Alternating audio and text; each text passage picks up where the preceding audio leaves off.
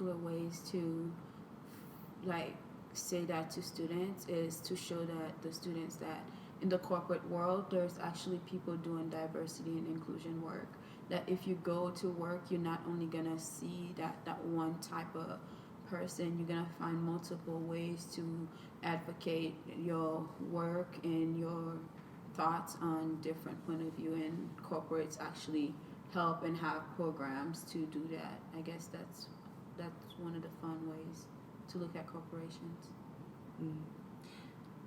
So I'm curious, a lot of what the woman being interviewed talked about was this idea that students are doing social justice work, right? They're doing what they would consider activism on a college campus, so holding protests, mostly holding protests.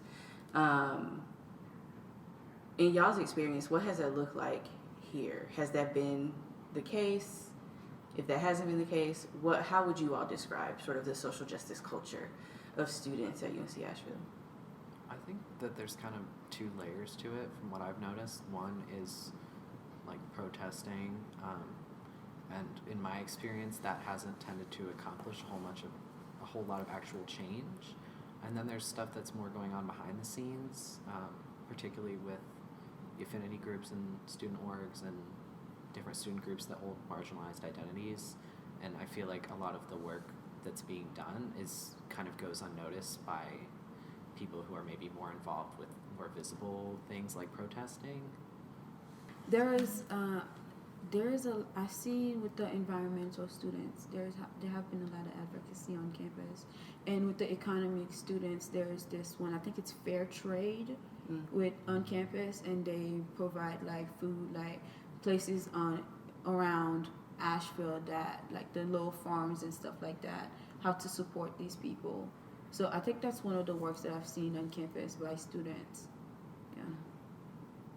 Has that been, in y'all's opinion, like, has that been successful? Like, if you had to create an ideal sort of like social justice activism, what would that look like? Because I think, at least for me as someone who works here, I find it challenging sometimes to really lock into what students' desired outcomes are when it comes to like protesting and, you know, creating demands and things like that. So I'm curious to hear from you all what your perspective is on what would an ideal situation look like in terms of affecting change on campus. Would that be like administrators taking that on? Would that be like faculty and staff? Would that be a joint sort of collaborative thing between folks on campus? What would that look like for you all?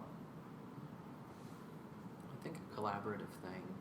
I think, like we talked about last week when we were discussing the article, there's a disconnect between not just the faculty and the students, but students and staff and faculty, all of them. I think that there needs to be more awareness among students on how change actually happens, like within the UNC system, rather than just like, okay, I know that I can show up at a protest one day, or I know that I can go to one specific event, but more like, what kind of actual plan can I make, and who do I need to talk to, who makes decisions that can actually affect change. And I think that kind of by necessity needs to happen with all of those parties, not just one or the other. So you're saying that we need the students to know who on campus that can actually help them, and what are the process to do all of that, and not just come up and show up and just say, oh, I did this, and not do anything afterwards to continue the work. Yeah, that looks. I also like what you said about the student organizations, and like the work they do is pretty behind the scenes, but I feel like if students worked with these student organizations that represented marginalized groups, and additionally like collaborated with faculty and staff, that would be really effective.